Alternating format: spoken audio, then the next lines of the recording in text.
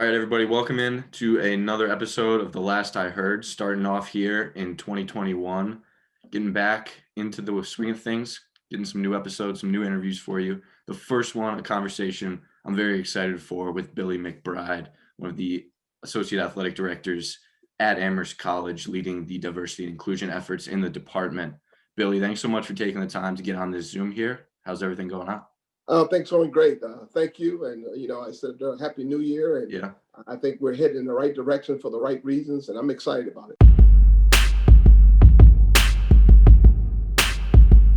We'll get right into it. I want to start with your coaching career at Amherst. Obviously, before becoming the Associate Athletic Director, you coached for a litany of teams at the college, women's basketball, football. We can go down the list. I'm sure you've got some good stories to tell on that front. But I just wanted to start off with the women's basketball experience.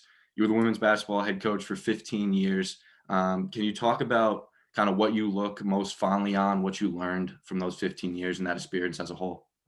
I tell you, the most challenging thing was, let's preface it this way before I even go into it.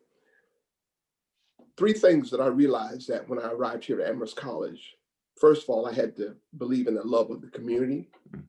I had to believe in love of learning, and I had to believe in love of self. And because with that, my coping self-efficacy allowed me to deal with the women's basketball program in a way that a lot of people didn't know about. I coached football and women's basketball at the same time. One of very few people in the country, Division 1, 2, or 3. And for 15 years, I had a 2-week overlap.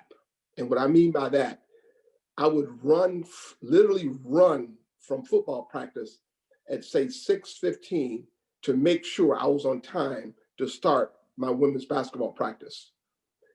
And you can imagine, regardless of the weather, I had to be prepared. I had to cope with that. Yeah. And it was one of the most rewarding experiences I ever imagined, because as a former athletic director in New York City, I realized that there's a lot of moving parts and you have to move within those parts.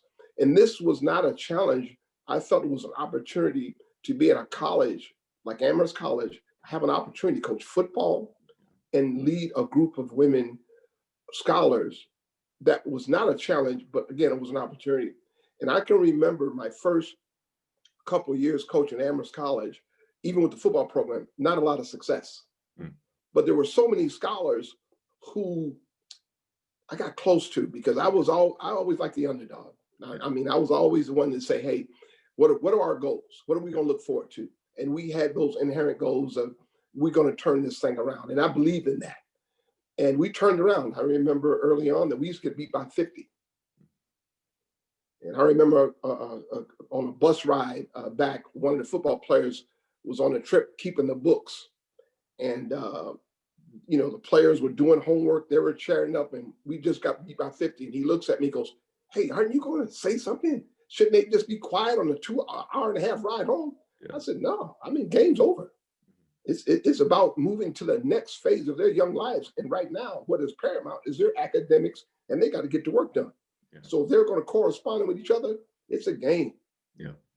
And then that same team that beat us by 50 that year before, we beat them at Amherst, and they were actually ranked in the country at the time. Wow. So as I always say, it's not how you start a race, it's how you finish it up. Yeah. And moving forward within that program, we didn't have the NCAA, we had the ECAC at the time. Yeah. And we were, after 3 years, we turned the program around.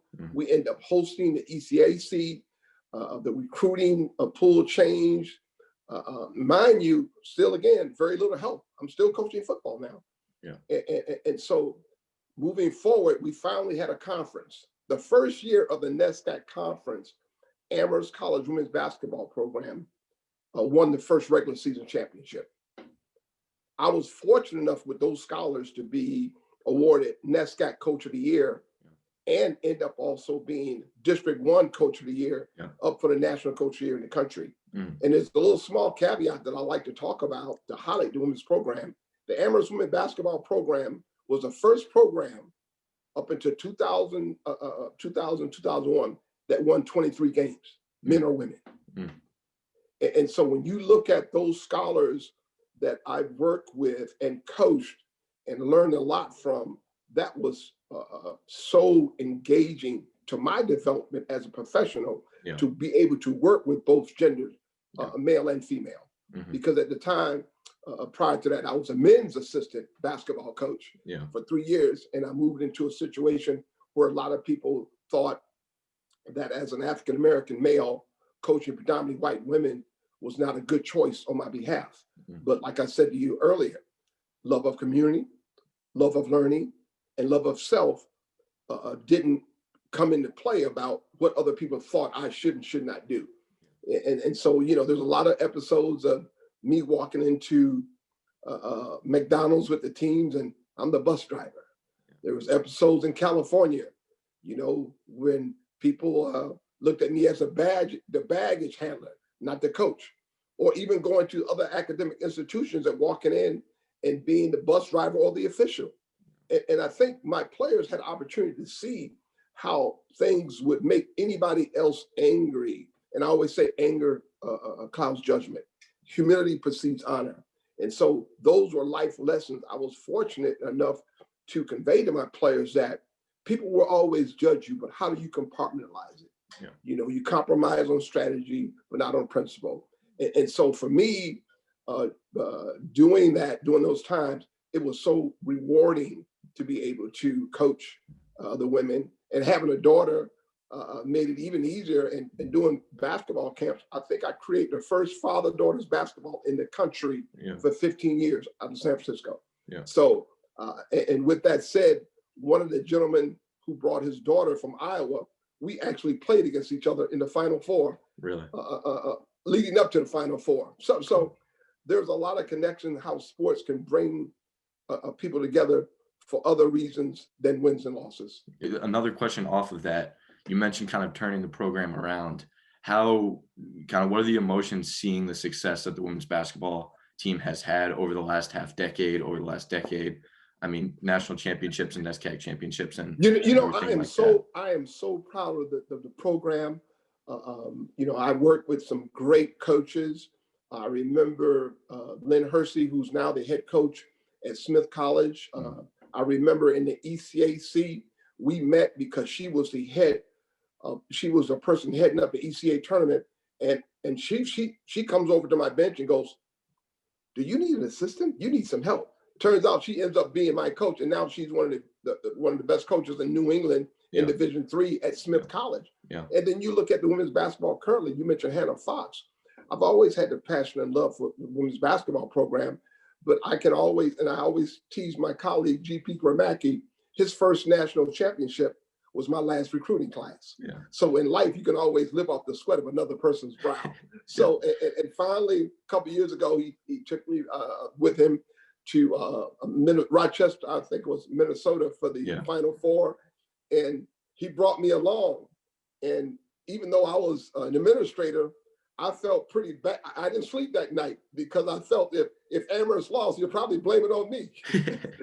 So even as administrator, I felt the joy and jubilation of what hard work takes. And you've always had two sport athletes in the women's basketball program. I had them in my program, and it was just a joy to see the young women grow in that way. It was amazing. And I feel fortunate enough to be able to be a part of that, and still a part of that, not only as an administrator, but also as their coach prior to the new regime taking over. Yeah.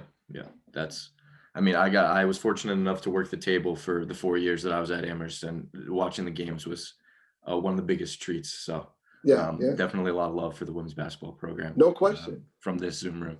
All right. I wanted to ask as well, from some of the other teams that you coached, and you can run down the list if you'd like, but are there specific moments that you look back on and remember and look very fondly on, or a pivotal turning point that you learned something to carry forward? I do. I remember my first year coaching football, and I've been always part of a winning tradition at Tennessee State, and I didn't know what it feels like to lose.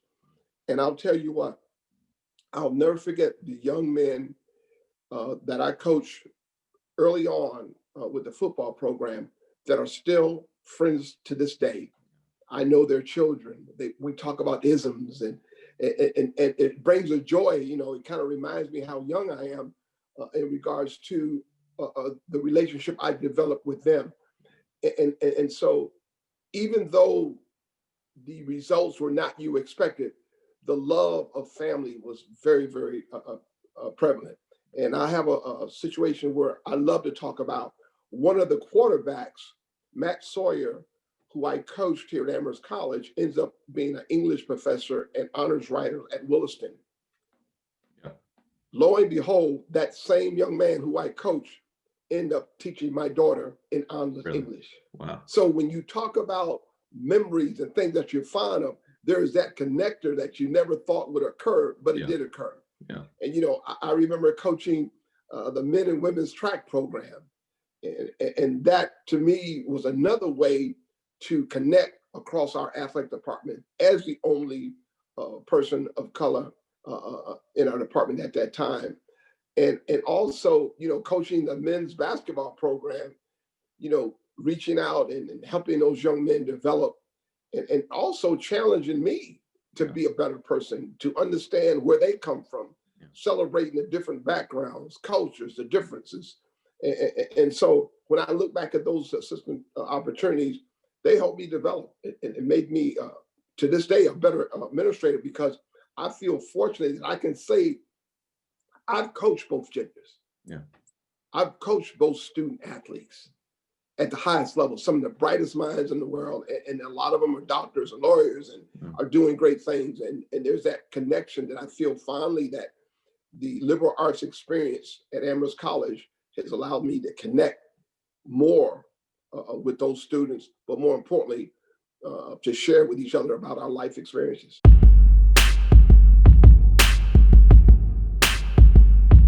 I wanted to move on also to your collegiate career. Obviously, Tennessee State. You attended, played football and basketball, and I know we've talked about your trip to the NCAA Final Four in 1975 as part of the men's basketball team.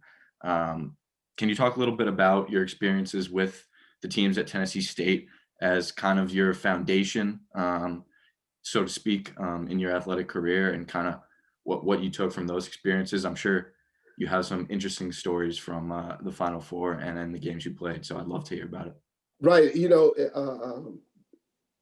how can I say this? You know, I remember going to Tennessee State basketball. I love basketball. So I wanted to be a big fish in a small pond. Yeah. And I remember leading up to the Final Four as a freshman, I would play on the road, but didn't play much at home. And we're in the South Regional Championship in order to go to the Final Four. And they had these two young men from Louisville that were just so dynamic, close game. But the head coach, you know, he was a big man guy. You know, he didn't care about the little guards. But in this particular situation, the assistant coach said, listen, if we're going to go to the Final Four, you need to play Billy. Because if you don't play Billy, there's nobody on the team that can stay in front of these two guys that are just killing us. Yeah. And lo and behold, he put me in the game for like the last 6 or 7 minutes. I didn't score. However, those other guys didn't score either. Yeah. And we end up winning by 1 point to go to the Final Four. Oh. And now we're on our way to Evansville, Indiana to play in the Final Four. Our starting center has never been on the plane. I'm behind him. He gets up, the steward is like, come on, welcome everybody. And I flat out said this to her, where's my parachute? And I thought he was joking. Yeah. And he goes, and all of a sudden he just kind of freaked out. I'm not getting on the plane without a parachute. Wow. And our starting center had to take a bus ride from Nashville all the way to Evansville, Indiana. And by the time he got there, we lost our first game because of our starting center. So we lost to New Orleans. And then on the way back from practice one day, I'm on the elevator. And if you know anything about Boston Celtics, Bob Cousy was the announcer. Yep. Now, Bob Cousy coached at Boston College at one time. And Bob Cousy recruited from our high school. He recruited a guy named Roy Neal, who ended up going to New Mexico State. And New Mexico State in 1972, they lost to UCLA in the finals. And Bob Cousy said to me, how did you get out of Syracuse? And I kind of chuckled at my brother and said, I wanted to be a big fish in a small pond. And I'll never forget, that kind of stood out because not knowing the tradition, and I've always was a New York Knicks fan, but having him say that on the elevator was very, very special and unique. So that was kind of a basketball moment. And then there was a time when we played Evansville out of Indiana, Evansville, Indiana, University of Evansville, right? Okay. And so the crowd was saying, we want New York. That was a kind of a little nickname they had for me as a basketball player, because I was the only kid on the team from New York. Yeah.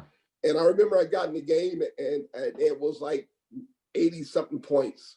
And the coach said, listen, if you go in there and embarrass the other team, I might not play you again. So I'm like, okay, coach, I'm just happy to be in the game. Yeah. And I had a lot of friends who were cheering and excited. You can imagine, Nick, when it was 98, what do most fans yell back in college or in high school? Yeah. We want 100. We want 100. Yeah. So I got the ball, so I want to score the 140. However, there was a player had to be like 6'10". And the last thing I wanted to do is get my shot blocked on the tip. Yeah. So I'm in the air, and I could jump at that time, and no dunking was allowed. I must have passed between my legs to one of my teammates in the corner, and he actually hit the shot. Really? And I was so excited. I was running down the sideline. As you were to say, if you're in LaFranc Gymnasium, you would have to step out of bounds to slap somebody 5. Yeah. I was so excited. I was slapping the fans 5. And by the time I got to the end of the court, the horn sounded. And as you know, I was put on the bench. Yeah. But the next day in practice, they called it play 6. Mm. So they made up a play for that situation. And my coach was not too fond of it. And he would always say, New Yorkers like to play out of their character. And he wouldn't have it. So the football was a very challenging time. And I was never a captain, but I was a chairman. I was responsible for what happened during the summer with my teammates. Okay. I would actually work with my teammates to teach them how to tie ties and bow ties, because the goal is when you went on the road, you look good. Yeah. And also with that came me I was in charge of conditioning. Mm. And one of the good players and good teammates was Richard Dent, who's now in the Hall of Fame. He played the Chicago Bears. I used to train Richard Dent. Really? And so when I look back at Tennessee State, it was a very, very unique opportunity for me. I got drafted by the 49ers, and I was still a basketball guy. Yeah. Hearts of hearts. Yeah. But, you know, Joe Montana, we were rookies together. But, you know, that was short-lived. And the beautiful thing about leaving there, it was going to Canada. And, man, what an experience.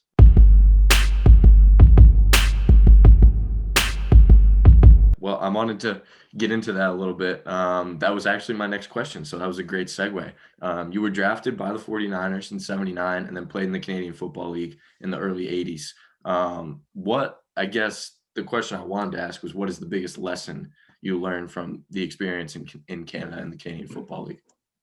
The one thing I learned is that I didn't have an agent. I represented myself. Yeah. Okay. And it was a business. Yeah. I played wide receiver, ran back punts, kickoffs, held for extra points, DB. I mean, you had to be a player that could play more than one position to survive. Yeah. Because if you're an American, you can't back up. You have to start. Yeah. And if a Canadian replaces you, 9 times out of 10, you will be gone. Yeah. And the way you knew your chances of getting cut was by the applause. So they announced the defense, and the week prior, they're screaming and clapping, and you feel pretty good about yourself. Yeah. The next week, if they call your name out, and you might hear a crickets. Chances are, don't quit your day job. Yeah. Because and they used to fly people in. They used to fly Americans in and fly the American art. And what we used to do was always size up.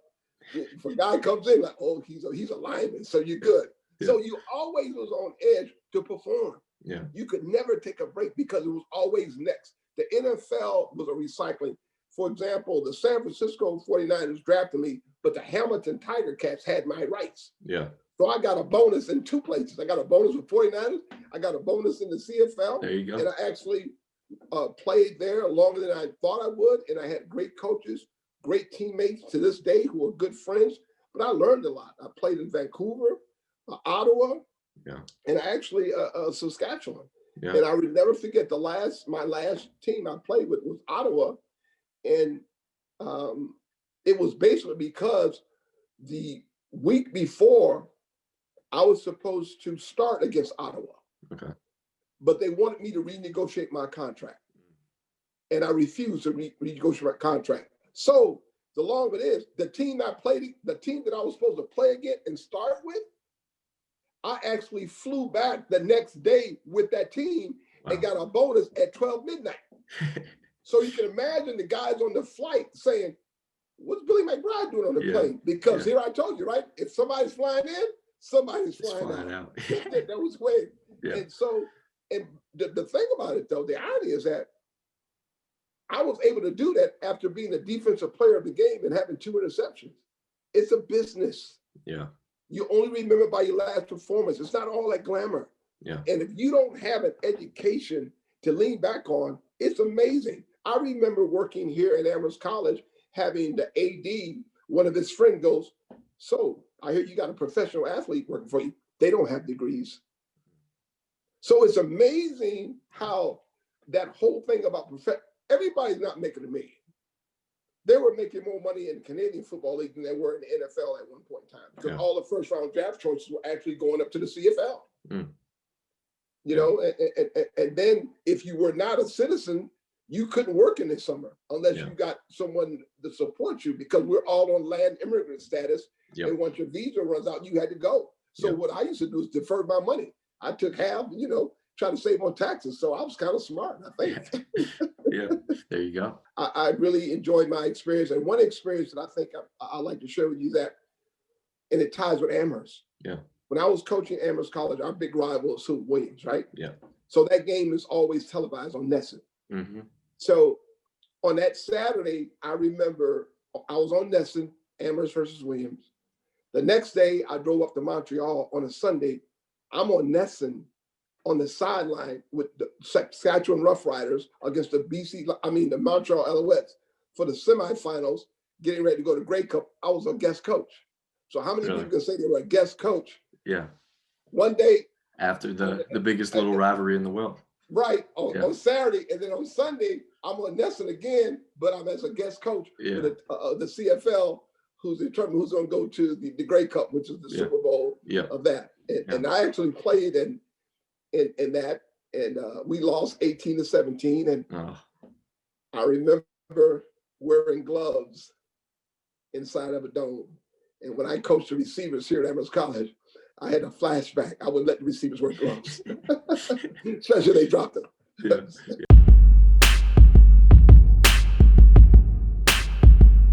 So I wanted to move on to kind of the different roles that you hold at Amherst, and kind of go down the list. And if you can give kind of, what the role is about, what you enjoy most about, each specific thing, because you wear so many hats and do so many different things. So kind of shine a light for people.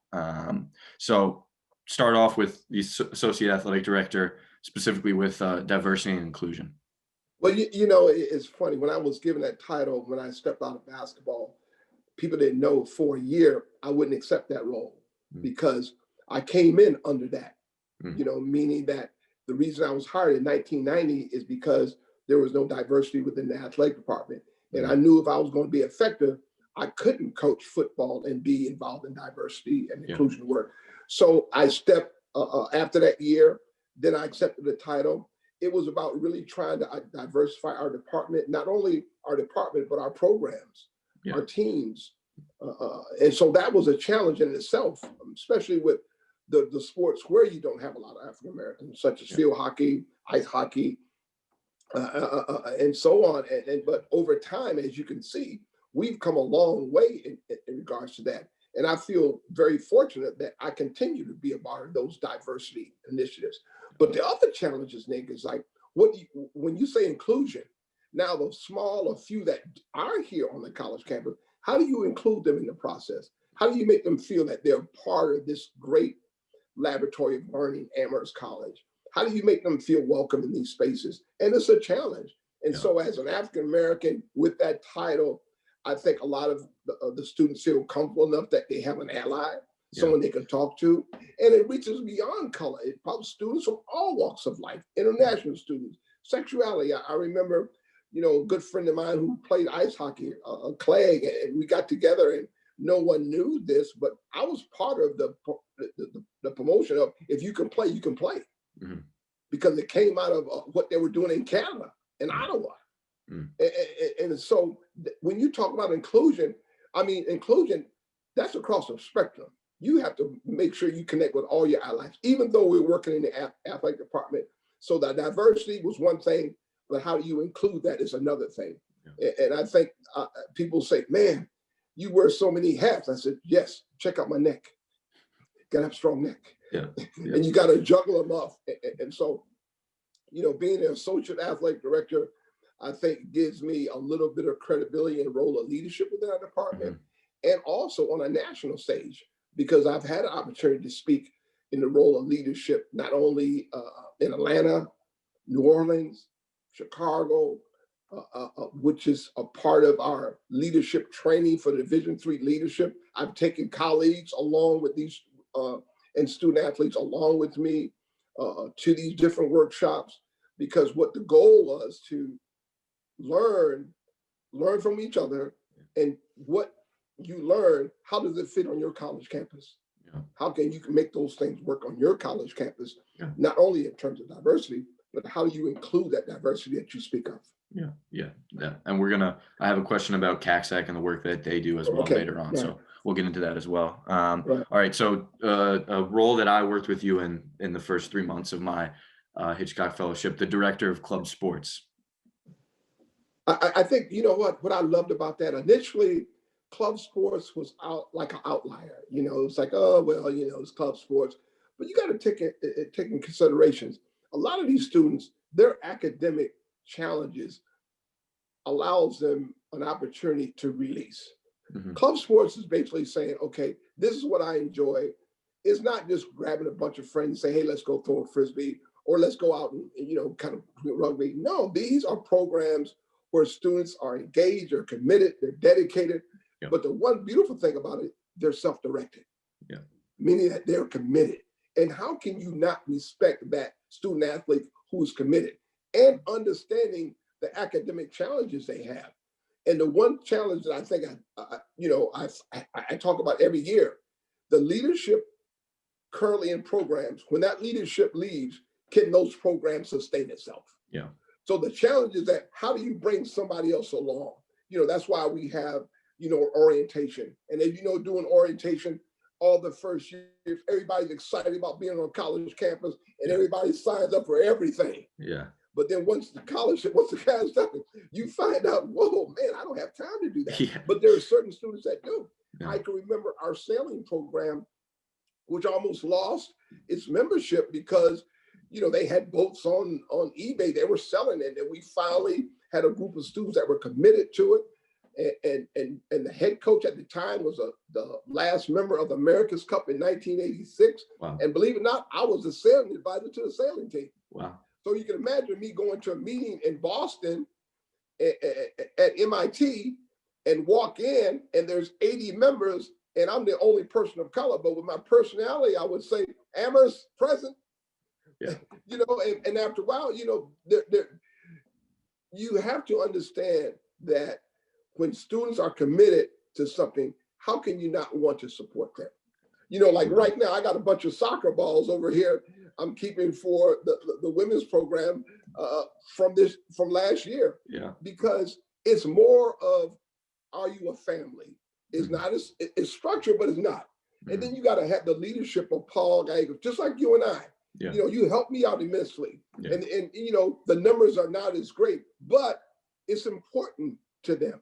Mm-hmm. And it should be important to our department to be in a position to help those students enjoy their experience here at Amherst College. And for me, that's how I look at it. And here again, love of community, love of learning, and love of self. Yeah. And especially this past semester with kind of being in a bubble and things being a little more close to campus to give the kids an opportunity to go down to Gooding Field and run Yes. around and be with their friends for an Yeah. hour. It was cool to see. So yeah, that was a great part of the beginning of the semester. All right, so the next one I've got is the liaison to the Center for Community Engagement. Oh man, I'm Work with very the proud dean's of office, admissions office. Yep. So the Community Engagement Center was, oh gosh, I want to say 2017, 16, somewhere around there. And I received a key to the opening, as well as a photo that hung up in the campus center for like 7, 8 years. And it was about reaching out beyond the scope of what you do in terms of outreach, giving students a chance to give back to the community in a different way. And a lot of students, I think, who were involved, and most students do that come here, they had been involved on the school campus other than just the sports. You know, and so we've had students involved in Special Olympics. I work with. We have students where I bring club sports and varsity students together on different projects outside the campus, whether it be Martin Luther King Day. Speaking of that, yesterday was his birthday. We've actually had a supper song and story that was going on for 9 years. And I actually was the host of this event. And it was very, very important. And there was a section of the religious part of the campus, along with the athletic part of the campus, along with the dining service. So you had members from all over the community coming together to say, this is what we do. Let's engage in giving to our community that we not only work in, but live in. And that means outside of Amherst. So all those opportunities just made it something that I was very, very proud of. And to actually be honored in that way for my efforts is more than gratifying to be, you know, given a key to the opening of the $14 million project that has dealt with community engagement. All right, the last one I got for you is your work with the Mead Art Museum. Oh wow, the Mead Art Museum, that's very special to me. And I'll say the curator at the time, Trinka Clark, contacted me about George Bellows. And it was homecoming, and she wanted me to do 2 45-minute lectures on 18 pieces of George Bellows lithographs as it relates to boxing. And I did that. And I think a lot of people were stunned because they didn't know that I was a former actor. So it was like reading a monologue. But I could retain and remember all the works that I studied, and which eventually led to a podcast, and then in turn led to me being a published author and part of the Mead Museum, which then, when people saw the podcast, other departments, other people, professors within American art history wanted to invite me to do lectures in their class on what I had talked about. And from there, I was asked to even talk about masculinity, male masculinity as it relates to athletics and certain individuals. And then I was contacted by Natasha Staller, who invited me to research Goya. And I said to her, well, if I'm going to research Goya, I want to go to Spain. And so what happened, I had to write a proposal of why is it necessary that I go to Spain and research Goya. I didn't do it with George Bellows. So as a pro athlete, there guys used to take ballet, and it was started with Lynn Swan. So I came up with the idea with kinetic energy. I wanted to research the flamingo dancer, the matador, the matador bullfighting as relates to Picasso and Hemingway. And both Picasso and Hemingway, they all wanted to be a matador, just like young kids grow up to want to be a quarterback. So I spent 9 days in Spain. I went to Barcelona, Seville, and Madrid. And when I got back, for a couple of years, I did freshman seminars on Goya in my trip to Spain. So the Mead Museum has been very, very unique. I even critiqued it, painting of Tom Brady when they made him out the Flake Gate or whatever it was.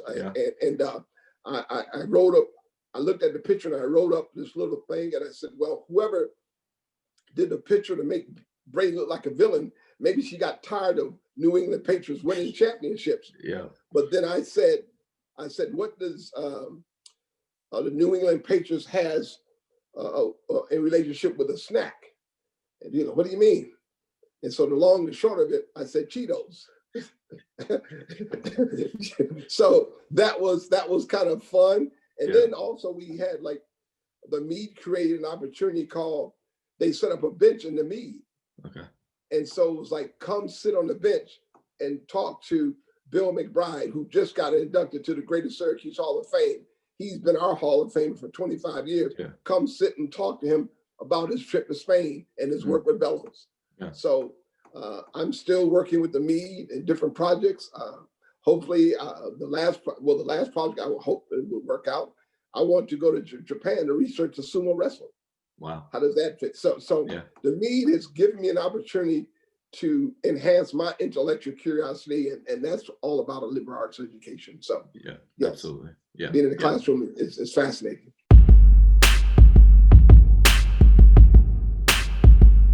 All right, we'll switch gears a little bit, but something that you touched on earlier is your speaking engagements that you've done across the Pioneer Valley, but also across the United States. I wanted to ask sort of, what do you enjoy most about traveling to speak and to give these talks? And is there one talk that kind of stands out in your memory as a time, you know, you think you really got your point across or connected with the audience on a different level or something like that? Ron, that's great. Yes, I've been fortunate enough to travel on behalf of the college in different ways. And, you know, it goes back to admissions, right? Mm-hmm. So I would travel and do college fairs, and I would have talks, or I would be sought after by elementary schools, high schools, corporations to come and talk about my role in terms of diversity and inclusion. And with that, I have a chance to peel back the layers and talk about me and why I do this and why it's important to me. And it stems from growing up in Syracuse, New York.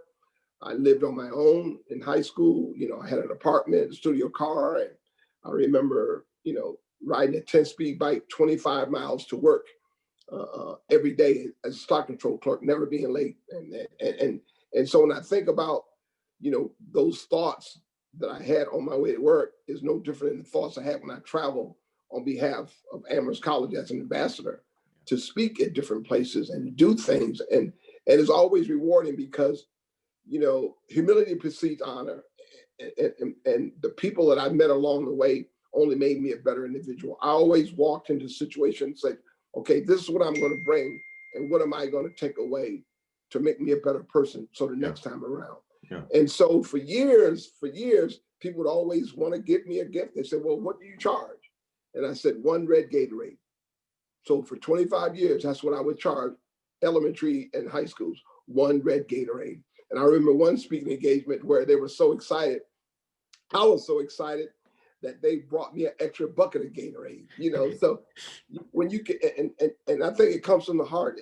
And I think that's what I most enjoy about it, because a lot of times, some of my speeches, they were unrehearsed. I've spoken at colleges, at corporations, and it's about making people feel that they're worthy, that there's somebody out there listening to them. Yeah. And I think the brand of Amherst College really speaks volume. Yeah. You know, it's the brand. Well, you work at Amherst College, you must bring something to the table. Yeah. And how do you make that brand work for you? And how do you represent that brand? And I think I've done that in my talks around New England, whether it be in Canada, whether it was in the South, my gosh, I mean, or whether it be in Chicago, Dallas. I've had the opportunity to speak on many different occasions. Yeah. But my most favorite speech, I would have to say, be 1A, 1B, was when I had to talk about accreditation of Black colleges in New Orleans. That was really telling, because it kind of captures all the things I've done at Amherst up to that point. Yeah. But the one most importantly in terms of feelings was Supper Song and Story that we were doing on campus. And I had a chance to give a speech on, it was Martin Luther King Day, and I incorporated my teammate in that speech. And the title of the speech was We Get To. Okay. And The young man, my roommate on the road at the Final Four, was a guy named Bernard Bailey. And Bernard Bailey, believe it or not, we hadn't seen each other in a long time, but I remember us 18, 19-year-old kids talking about we're going to go play pro, and he played pro ball in Europe, and I played, and I got drafted by the 49ers and this and that. And we finally, connected, and we laughed, and we talked about, where we are now. And lo and behold, 2 months later, he was murdered by the chief of police in his small little hometown. And I incorporate that in my speech, and a lot of people were stunned. And it was a point where I used to always say, Big Blue, are you listening? Mm-hmm. And his family was compensated for his death. However, the stain of that kind of pain, especially on the day of Martin Luther King and losing your life of doing the right thing, is kind of painful. But we, a lot of times life blessings are trails and problems we don't necessarily choose for ourselves, but they turn out to be a blessing. And, imperfect people have perfect moments. And, I'm not perfect by any means, but those moments when I have a chance to speak and talk to others about where I am and where I'm trying to go and what I can do for others have been very, very profound in my life. Yeah. Thank you for sharing on that, because it's certainly something that you've done a lot of, and clearly is very meaningful. So I appreciate your words on that.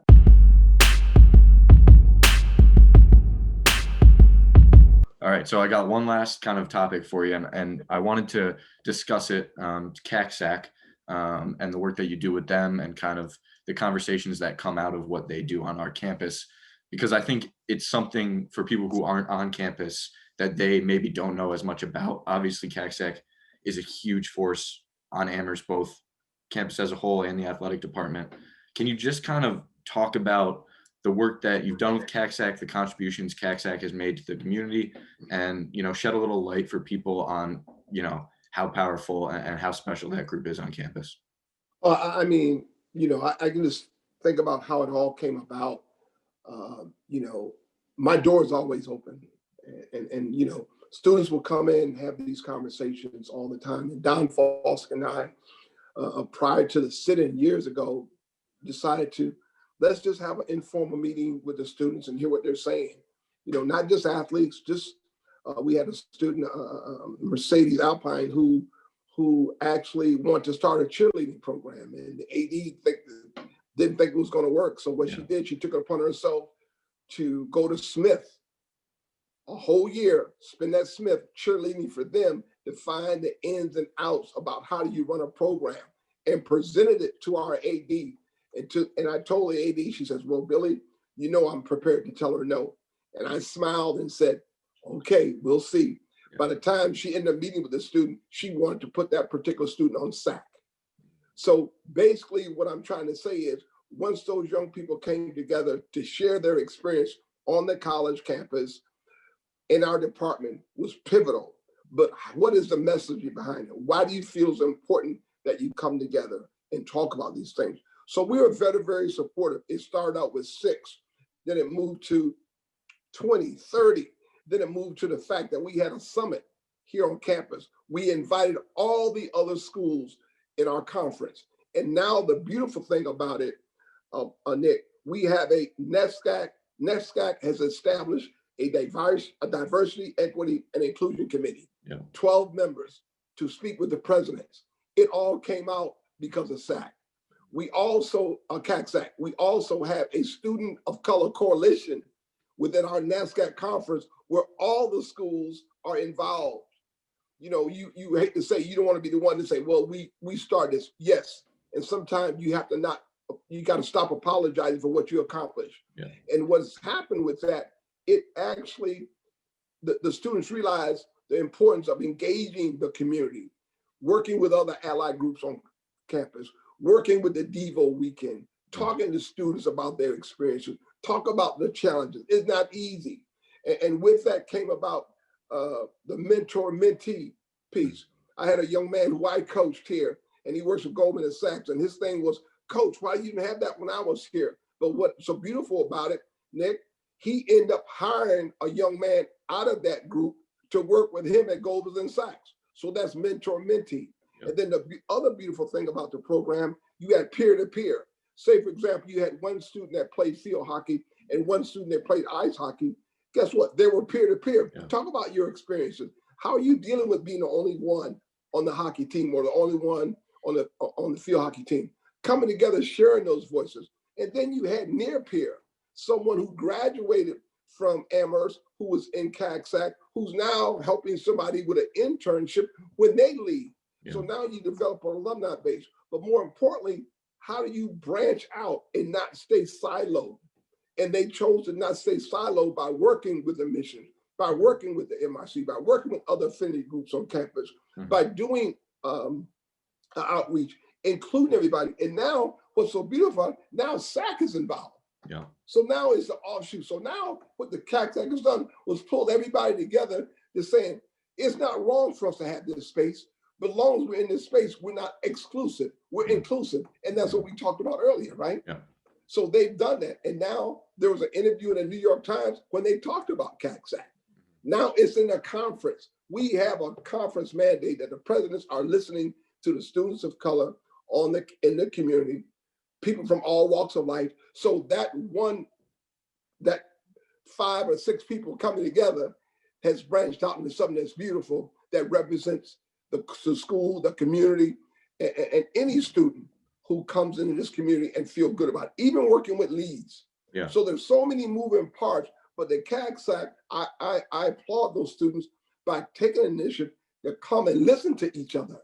I remember a professor being invited to a meeting and listening to 30 or 40 students have dialogue, and she was very stunned. She goes, wow, I'm amazed that 30 students in the same room could talk and come to some kind of agreement and not really go at each other.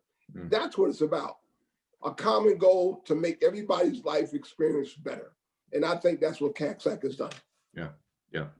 Well, that's a great way to finish the conversation. Obviously, a group on campus that is very special and will continue for many years to continue to bring the community together. So, well, Billy, I very much appreciate your time here. I appreciate you for having me. And I hope that, look forward to seeing you again and wish you and your family nothing but the best. And, same to yours. And stay safe and stay healthy. And hopefully we'll be back together on campus soon. Okay, then you take care of yourself. Yeah, you too. Thanks, Billy.